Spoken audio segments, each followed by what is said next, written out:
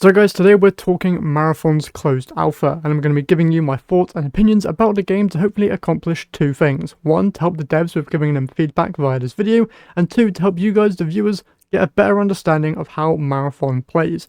With that said, let me just preface this video by saying that obviously this game is still in alpha.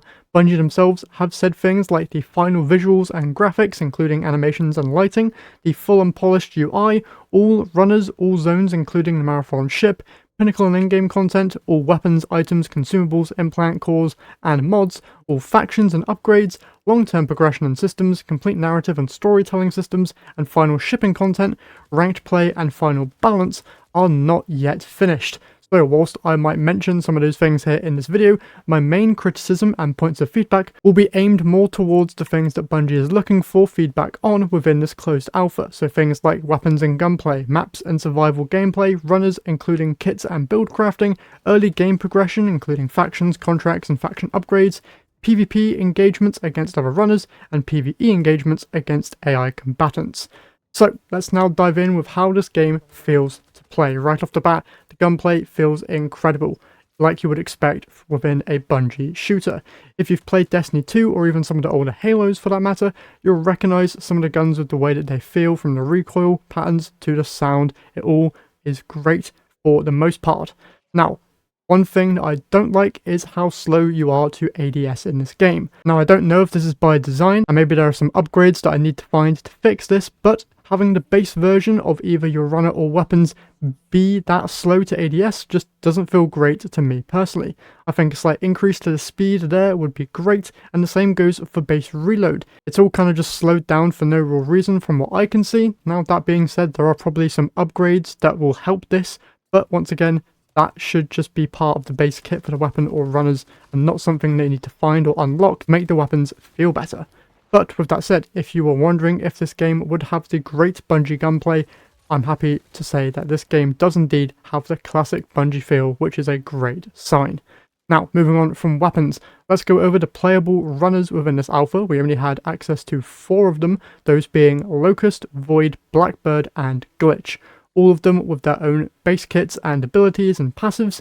Now, after playing with all of them, I can easily see the strengths and weaknesses of all 4. For example, Locust and Glitch have incredibly strong movement abilities, allowing them to easily reposition or get out of sticky situations, but they don't really have many, if any, abilities that can strongly change the outcome of a fight, whilst Blackbird and Void both have no movement abilities and yet have some of the strongest abilities when it comes to combat, like near complete invisibility with Void or wall hacks with Blackbird.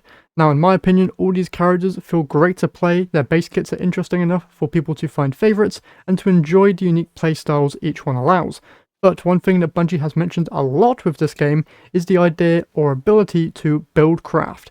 And I have to say, at least after my playtime with the game, I didn't really experience much, if any, of that build crafting ability. Yes, each runner can get different cores or implants that can add or even augment certain abilities tied to their kits, but from what I've personally experienced, I didn't really see anything other than reduced fall damage or reduced heat consumption, which when I think of build crafting isn't really the level of depth that comes to mind.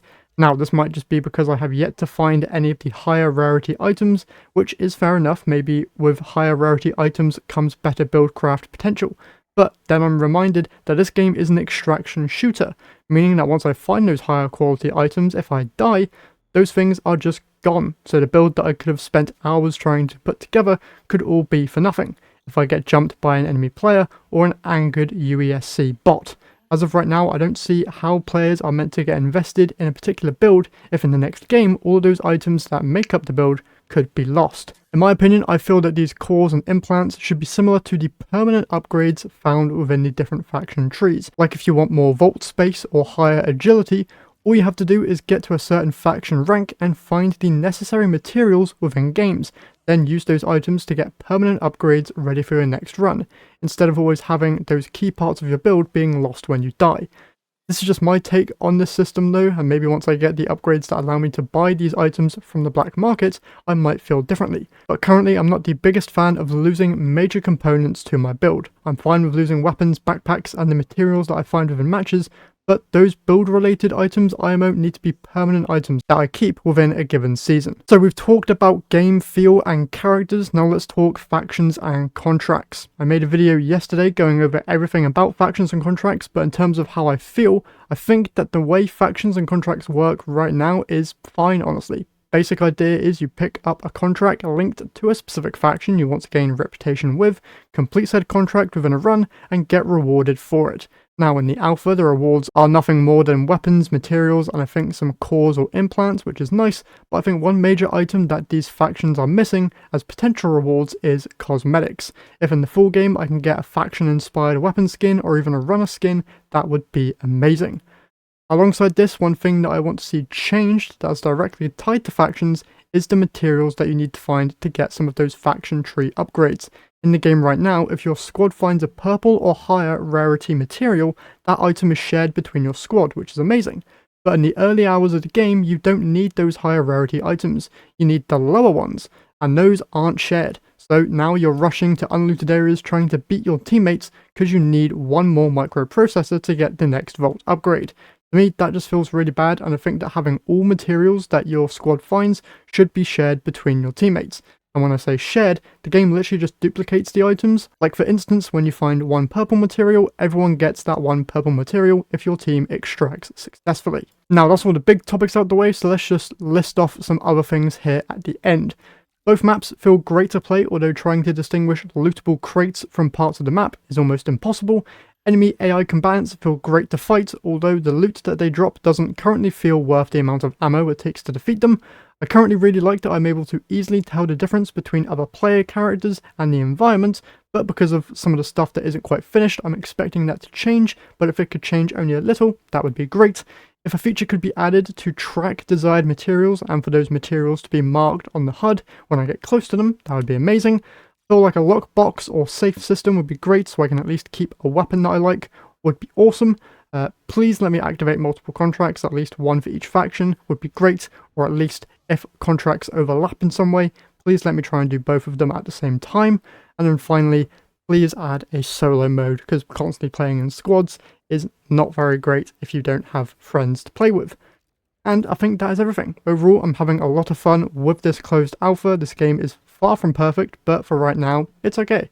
I'd be very interested to learn how much this game is going to cost, because I feel that is going to be the main hurdle when it comes to people trying this game.